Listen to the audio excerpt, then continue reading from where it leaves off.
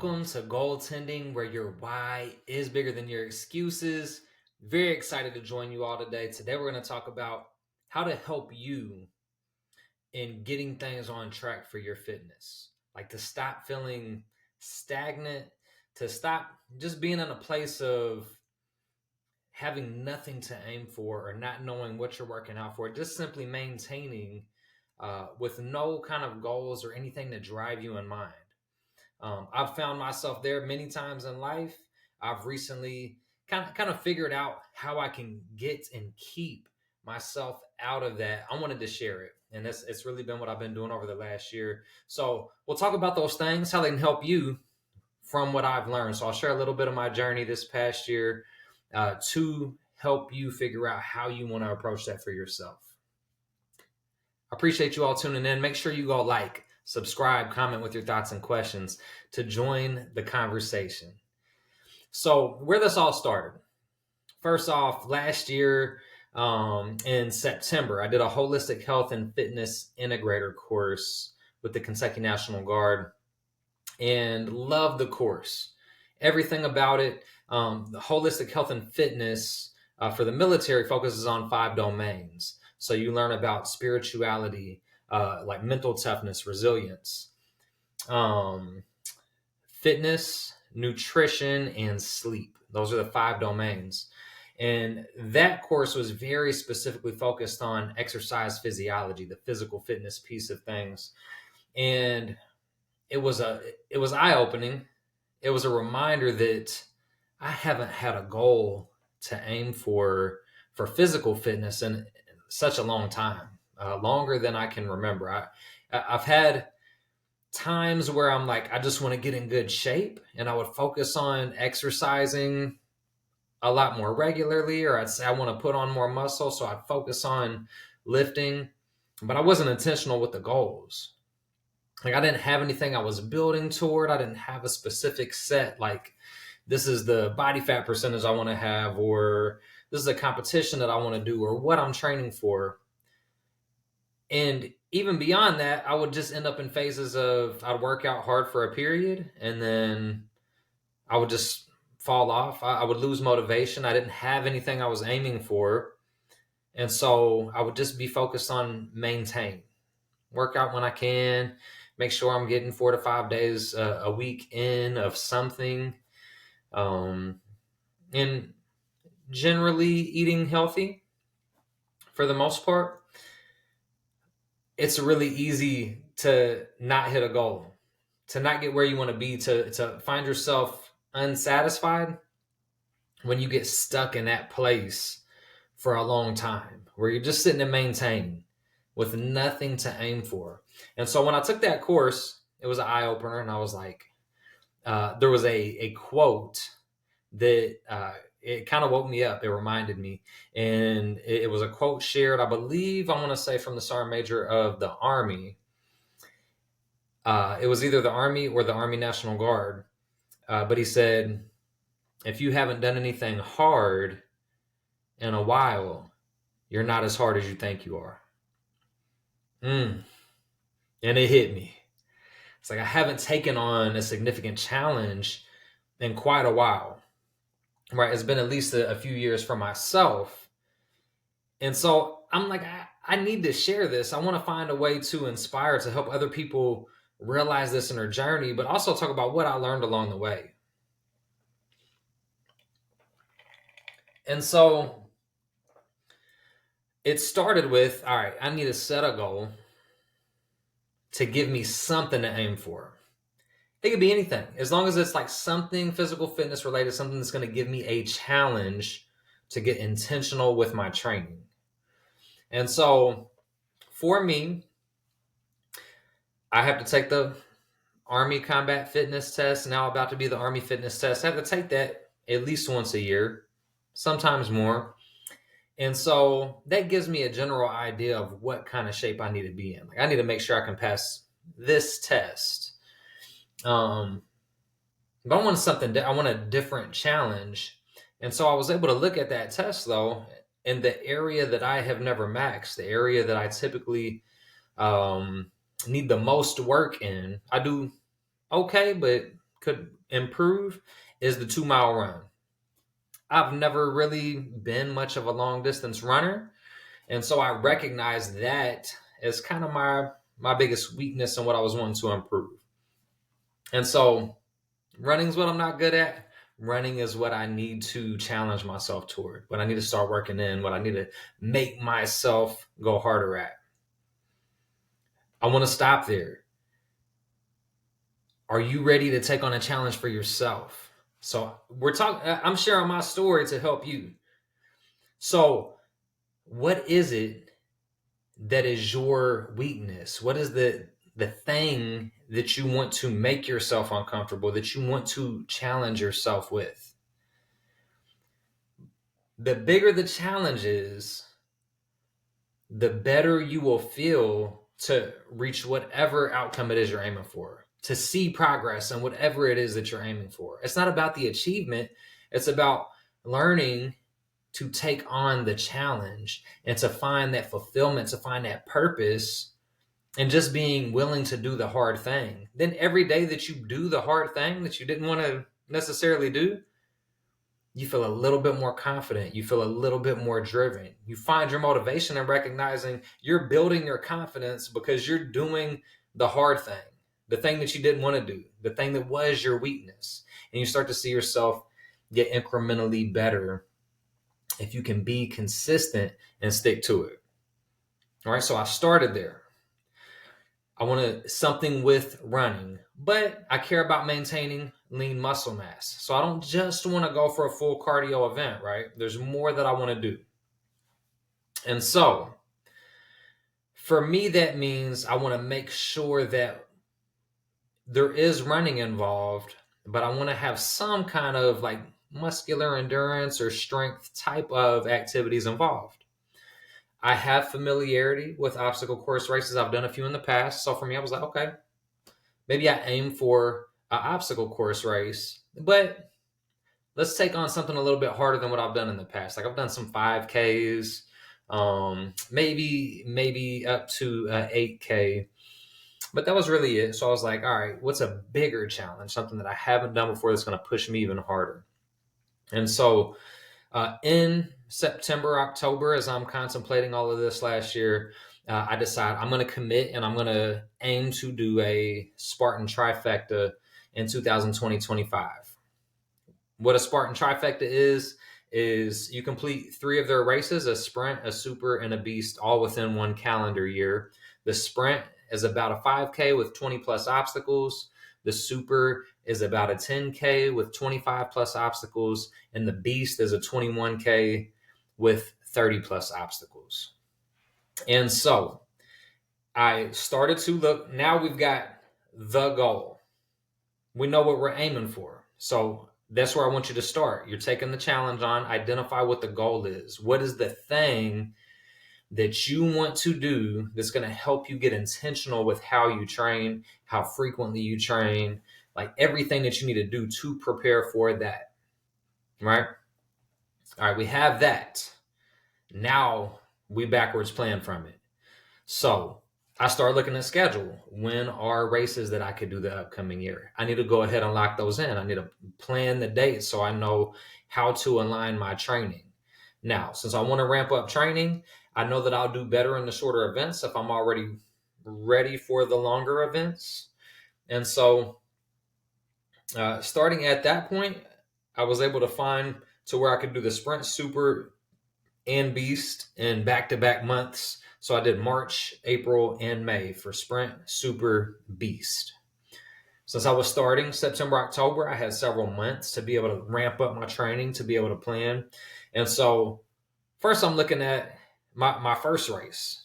I'm checking out the previous year's course for the place that I was going to race at so that I kind of know what obstacles to expect generally, around about what time people were finishing in who were competitive racers in the previous year's race. It doesn't mean it's going to be exactly the same, might not get the same weather conditions, maybe there's modifications to the course, whatever, right? But I can go off of the information available and start to make a plan.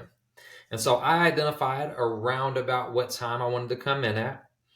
and I focused on making sure that I increased my running to ramp up. That's my biggest weakness, as well as I coach at F45, work out there regularly, and that kind of training was perfect for the muscular endurance training.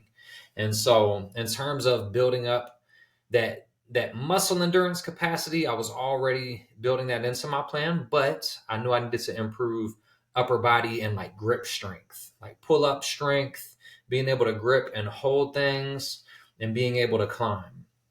So I intentionally made sure, all right, now I also have to add in making sure I'm doing extra grip strength, climbing, pull up type of training, in addition to adding in intentional run days. And so with that, I started with 2 run days a week because I wanted to ease my body back into it. I haven't been running as much. So I'm like, all right, we're going to ease in 2 days of running. The rest will be muscular endurance days, things that are building what I've already had built a foundation for. And so I'm ramping that up. But then I also make sure I have at least one pull up focused day that is also incorporating as much grip and strength training as possible for pull ups, rope climbs, and things of that nature. And so work all of that in. That's part of the plan. And I gradually work it up, progressive overload. So I'm gradually working up as I move toward the event. Let's go back to you. Now that you know what event, what thing it is, and here's the thing, we're talking physical fitness events, we're talking about getting intentional on that. You can relate this to any goal that you want to set. Set the goal, backwards plan, identify dates so that you've got milestones you can set along the way, progressively ramp up and work toward the goal, right? So we've got that plan, but now we need to identify some things, right? So I have some questions. I'm like, first off, I need to make sure I'm fueling my body properly. I need to make sure that I'm being intentional with and getting enough sleep because I'm increasing my training workload. I need to make sure my body's getting proper recovery to maximize my results. And so training, sleep, and then nutrition. How am I fueling my performance? I need to make sure I'm fueling training properly. I need to make sure that I'm preparing to perform when it comes time for those races to the best of my ability. And so not only am I looking into how do I best fuel my training, but also how do I fuel on race day and during some of these races. So the sprint, not as long, so not necessarily needed to have a refuel source for that race. But I did expect longer races for the super and the beast. And so I needed to make sure that I'm planning and knowing how my body responds to refuel sources in a race. And so I had to consider all that. Now, what I did, I have my own level of expertise. I have a good idea of these things, but I never think that I know everything. And so I'm talking to other people that I look at as experts, people who also have a great deal of knowledge in obstacle course races, in exercise physiology and nutrition, people that are coaches, people that are holistic health and fitness integrators. And so I start talking to people, right? I start looking at where can I gain knowledge from others that I don't already have, and or resources, or picking up some skills that I might need along the way. So I've identified some things already that I need to add to my training just based off of what I already knew. But now I'm looking for what else do I need to figure out that maybe I didn't know. And so one of those people, they helped me identify some resources that I need. They've done previous obstacle races, have some experience with the types of events that I was going to be doing. And so he helped me get very intentional with thinking about what kind of gear do you need for that? What do you want to wear? What are you going to be comfortable racing in? First off, you don't want to wear certain kinds of shirts because once they get wet and muddy, they're going to weigh you down. So you got to think about the kind of material of your clothes. And it's like, what kind of shoes are you racing in? I highly recommend some obstacle course race specific shoes that are going to have lugs that help you grip in any kind of terrain. That way, if you end up in muddy conditions, or in grass, or you're running through uneven terrain in the woods, whatever it is, you've got shoes that are going to give you good traction and grip wherever you're at. Fantastic piece of advice. I was going to wear running shoes at first. And so that's just not something I was thinking about at the time when he said it. Hey, makes perfect sense. Great idea. Hey, you know what else you might want? Make sure that you have the right kind of socks, something that's not going to retain water, mud, dirt that gets into it. That's going to be moisture wicking, and something that is well fitted to your foot. Preferably socks that have the left and right foot identified. That typically lets you know these socks are more made to fit your foot the right way. So we looked there. Then he's like, all right, shoe guards. Not a must, but a good to have. So putting the shoe guards over the shoe helped to prevent some debris, rocks, mud, dirt, anything that might kick up. Helps prevent some of those things from being able to get down into your shoe. Now, when you're trudging through creeks and mud pits and all this stuff, some things are going to get in your shoe naturally. But I ended up getting it. Great recommendation. It was a really good deterrent and kept the majority of things out of my shoe. Fantastic piece of advice. So by talking to people, I figured out resources. Let's go back to you. Talk to people. Talk about your goal. Get it out there, especially if you know somebody who might have some level of knowledge about the kind of goal you're aiming for, that can share some kind of piece of information, advice, whatever. Talk to all kinds of people. Put your goal out there. Now, I know that I've talked about this in episodes before, but you do have to consider who you share your goal with. All right. I'm saying share it, but think about who you're sharing it with. I sought out people who I saw as experts around the topics that I was seeking advice on, right? And got great advice. Don't share it with the person that you know is going to give you every reason that you don't need to do it, is going to shoot you down, is going to talk about how you tried something in the past and didn't get through it, and they're going to discourage you from going after your goal. Unfortunately, we have these people in our lives. Like, these people exist. You're probably thinking of at least one person right now that you know is that person that you don't go to with this goal, right? So think about who you are sharing the goal with intentionally, that will be encouraging, that will be able to help provide information, that might be able to share resources, knowledge, things that they know that you might not have thought about to consider, right? So think about the people, which are a resource in themselves, but they can share things that you might have missed. All right, now let's go back. We've got that. Now I'm also reaching out to another resource, a person I know who is a registered dietitian. I have a good idea of I've already got macros set up. I've sat through holistic health and fitness classes. I have a reasonable understanding of how I need to fuel, but I want to get more detailed. I'm like, all right, specifically when I'm having like longer training days, going for more endurance, or I'm going to do a 45-minute workout class at F45 and then also go running afterwards or before, or do 2 back-to-back F45 classes to extend the period, because I need to be training to be able to go for 2 to 3 hours for my longer race. And so when I'm having long training days like that, what's the best way to make sure I'm fueling my body properly? Not only to perform, but also to recover. And so a big piece of it was fueling for performance, right? So in talking to a registered dietitian, he's like, all right, when you have those longer endurance days, you need to think about your carbohydrates intake. You need to think about that source of energy prior to your training. So if you're having some more complex carbs, or if you're having more than 60 grams of carbs, you want to have that 2 to 3 hours before your race, right? Okay.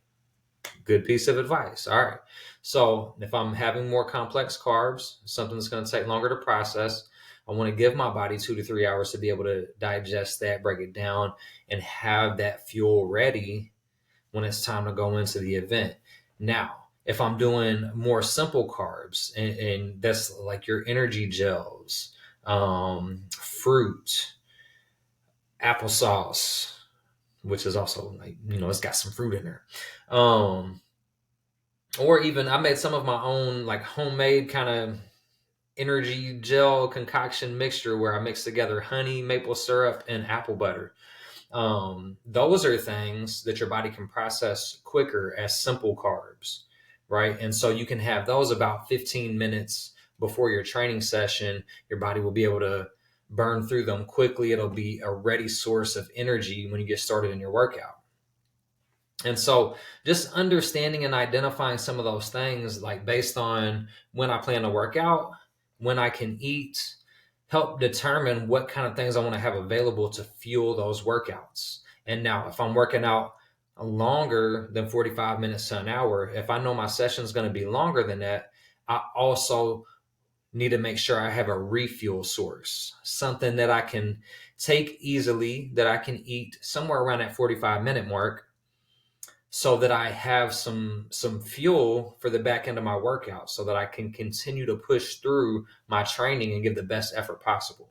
So it's all about just fueling, giving your body energy, refilling the tank to your car. You need gas. Eventually you're going to run out of gas. So it's all about thinking about that refuel, treating your body like a premium vehicle, right? So it matters what kind of food you're putting into it for energy. Let's go back to you. Once again, talking to the right people, especially if we're really going on the physical fitness, the nutrition piece. Are you fueling your body for performance and recovery the right way? Okay. And here's the thing. Just because you know a little bit or have some information, it does not hurt to ask questions from other people that you know are knowledgeable and smart, especially if you know a registered dietitian or a nutrition coach, somebody who can give some additional insight to help you out, because it's very easy to overlook things. It's easy to forget. Even you might have known and just like forgot or didn't think about it at the time. And just by having a conversation, it helps trigger things that you didn't think of in the moment. So leverage the relationships so you can learn about what it is that you need to be doing to fuel your body. And then another person I talked to is a holistic health and fitness integrator as well. Also a high-level performer, very involved in CrossFit. And we're like, let's check out that course. Let's look at what the competitive times were for the people who raced last year. And let's start thinking about in your training how you can break down your run training to train for those split times, like ramping up your training to make sure that you're able to run the pace you would need to be able to compete. And so we talked about ways to some of the climbing drills and upper body strength training that we were doing. Made sure that all sounded good, like was logical for progressive overload, and talked some about the way in which I was ramping up run training. So getting all that expertise, all that advice, use it to plan. Now we ramp up. I had several months, used some different run apps to help guide some runs, as well as at the gym I coach at F45, we would have run club on Sundays. So going to those as well to help with interval specific running, which was very valuable and helped me to see constant improvements in my speed and my distance capability. So ramping all of that up, right? And then it starts to get closer to March. And I will say, as we got closer and closer to that first race, I started getting a little bit harder on myself, but I did notice like my run times were consistently improving. I had improved. I wasn't quite where I wanted to be. I would have liked to had been better. But in terms of comparing just where I started to where I was, I had made significant improvement. That is the piece that we focus on. I was beating myself up, and I know you do it too. I know you beat yourself up because you're not where you want to be yet. But you are comparing yourself to a person that doesn't exist. Look at where you were to where you are? Have you progressed? If not, let's make some changes. Let's see, how do we get a tiny bit better? How do we get a fraction better each day? 1% better each day, so that the next time we go to compare, we're not trying to compare to the person that doesn't exist in the future, who we want to be. It sounds good and it gives us something to aim for, but no, we're comparing to who we were. Are we getting better? Are we moving the needle in the direction we want to go? Remember, don't get caught up on the achievement. All right, so I had got better. Just don't beat yourself up. All right, don't beat yourself up. Look at, am I making progress? All right, so we get to first race day. First off, one of my friends went with me. That helped significantly for the drive. So I had somebody to share good company, conversation with on the drive, but also to just have conversation with afterwards. It's fun having somebody there to explore events with. For me, it was, at a Spartan race, and they have some really cool setups and areas with vendors and everything like that. Usually with a MC and music and everything else, feels like a mini festival. And so it was fun to explore that with a friend. And then post event, though, it was great to have the conversation of what did we learn from this, right? So I still have more goal ahead of me, but I've reached a milestone. I finished the first race. So now it's a learning in the moment. Like, we're already in this, we're already started. What did we learn? How do we improve? And so I learned in terms of what things worked for me for the race. So like, I made sure that I had a bag. I made sure that I had meal prep with me to have the kind of breakfast that I wanted to fuel my run that morning. I made sure I ate the 2.5 hours before the event with complex carbs, as well as brought a fuel source, a simple carb fuel source to have just before the race. I made sure that I, had all of the clothing that I wanted to wear, as well as the obstacle course race shoes I talked about with the shoe covers, all of that. But the other thing was, this first race was a test. Do these things feel good?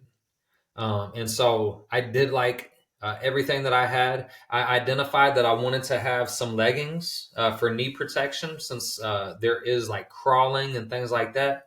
Just something to cover the knees, but not something that was going to weigh me down.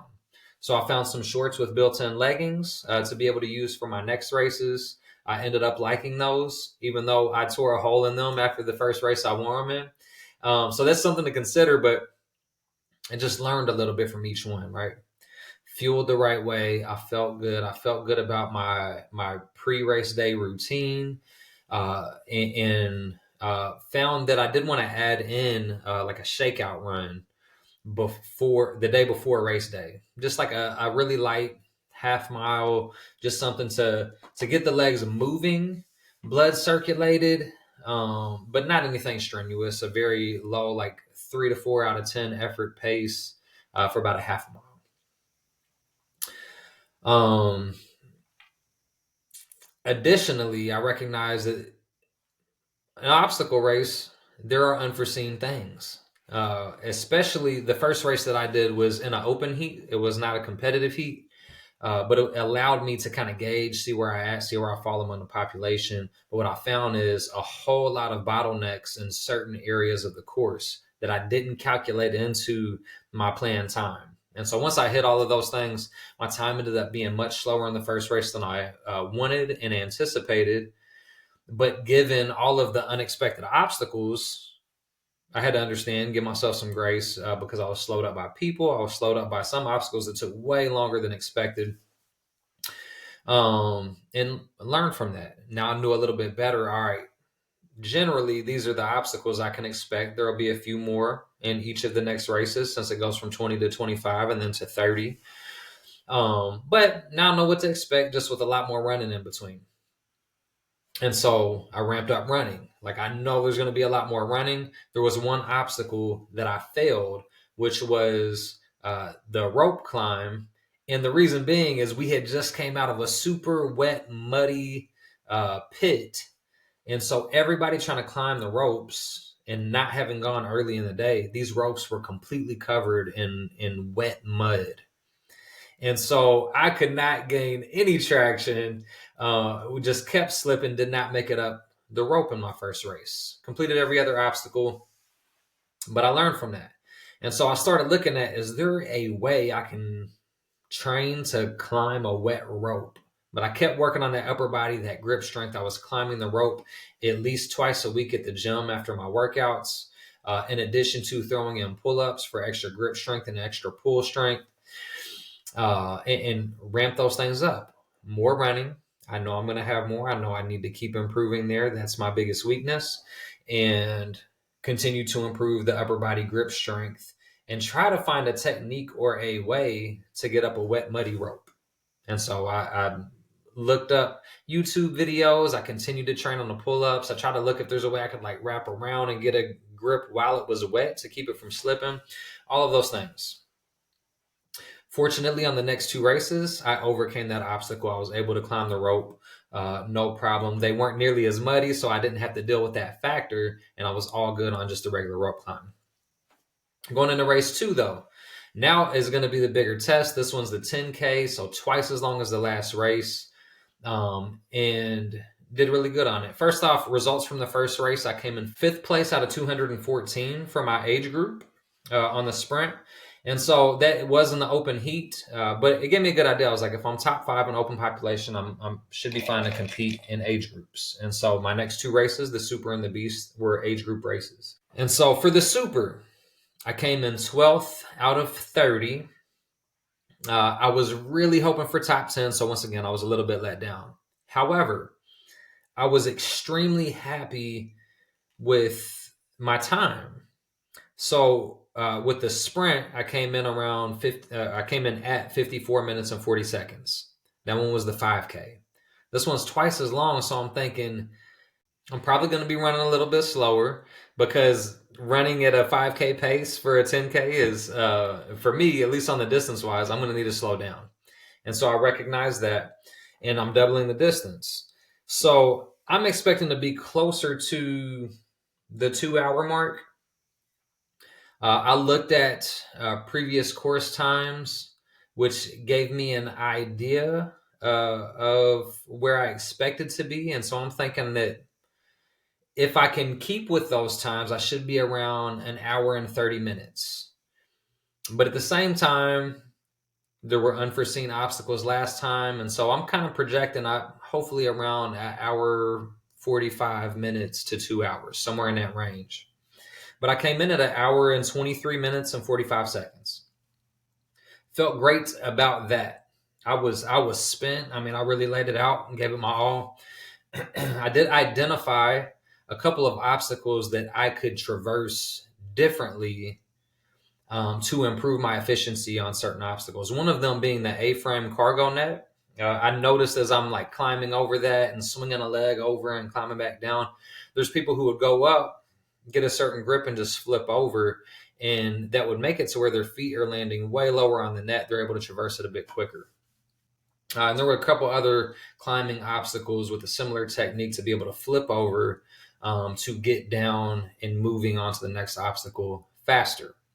And so from that race, lessons learned were some different techniques on obstacles to improve efficiency on those. And also time to ramp up running more, right? I've got another month. I need to continue to progress, ramp up the running. Going into the Beast, I came in 8th place out of 28 for my age group. I was happy because I made it top 10. That's what I had wanted from the last race. Unhappy because I could have been top 5 if my calves didn't start cramping around the 11-mile mark. It was 13 and a half miles, and I got hit with cramps. Unforeseen, unexpected. I was giving it everything I had a great pace up to that point, and boom, got hit with it. A strong part of the reason is because I didn't ramp up my running enough. I hadn't been training for a 21K. None of my runs had been that long ramping up to it. And so my body was not prepared to take on that workload. But each one of these races was a great learning point. Each one I took something away from to get better. The last one I took something away from to get better. Multiple things. First off, when I crossed that finish line, I got extremely emotional. It was just my wife there. She came to support me. make sure I had a companion for the drive, but also she knew how hard I had been working for this event. So she wanted to be there to share the moment with me. And I just felt completely overwhelmed when I crossed that finish line. Even though I was super sweaty and muddy, I went and gave her a big hug. And it was just a powerful moment to feel the completion of that goal, and to know that that I accomplished something hard, that I said it, that I stuck to it. Back to you. That's what this is all about. Showing yourself that you can do hard things. Showing yourself that if you say you're going to do something, that you're going to do it. And in doing that, you gain fulfillment, you gain confidence, you gain trust in yourself and belief, because you have said you're going to do something and you did it. You said you needed to work to reach that goal. You did the work necessary to reach that goal. You got up early because you needed to get your training in. You didn't eat the, delicious sounding yet not nutritious foods because you knew that they weren't fueling your body properly. Whatever it is, like, acknowledge what you did, but understand that by taking on that challenge, you're giving yourself purpose and fulfillment and confidence. Every day of the training that you did the hard thing that you didn't want to do, you're doing that same thing, right? So, like, go get it. Set the goal. Make a challenge. Now, check this out. What's the next goal? What are we aiming for after that? Right? Because what we talked about is not falling into that place of stagnation, of just maintain, of not having anything to aim for. Now, it's important to have recovery periods. Like, not every season is like break your body down season. And so I finished the race, took a month of a more moderate exercise program that's much more focused on mobility and primal movements, just to allow my body to fully recover from all of the intense training and the intense races. But what's next? I want to continue to make sure that I've got something to aim for, something to improve, something to compound on the gains that I made over this past several months. And so next, my wife and I talked about wanting to do a Hyrox together. So we've got a date locked in for when we want to do a Hyrox. And then we also found a Spartan DecaFit race, which is similar to a Hyrox, but approximately half of the work. So we said, hey, that'll be a good ramp up race to show us where we stand and where we need to continue to work and prepare as we lead up to that Hyrox. So we locked in the next goals, the next dates. As you approach your goal, don't just hit the goal and then sit there like, okay, what now? Like, think further out, right? And make sure that you acknowledge and you appreciate and celebrate the accomplishment of your goals. Like, don't just go from goal to goal to goal and never stop to acknowledge and appreciate. It's a problem I have myself, because I want to move on to the next thing. Stop and intentionally celebrate the win, celebrate the accomplishment. And then know what you're aiming for next. So we set the next goals. The rest of the year is planned out. We know what we're training for. I took my month of intentional, more moderate and focused on recovery exercise. And here in a couple of weeks, I ramp back up and it's time to train for the next one, right? I wanted to share this because I don't want you to sit in that place of stagnation any longer. Like, you deserve better. You can do better and more, but you just need something to aim for, right? So I wanted to share my journey, the experience. It was incredible. I learned so much. I loved it, that I just wanted you all to have a piece of that, to help you think about how you can better identify a goal to help you focus your training in on. And then things to think about as you're planning that. Very long-winded way to say it. But I just want to wish you the best in terms of whatever journey it is that you aim for. Reach out if you have questions. If there's anything I can help with, happy to be a resource for you. Make sure you all go like, subscribe, comment with your thoughts and questions to join the conversation, and let's grow.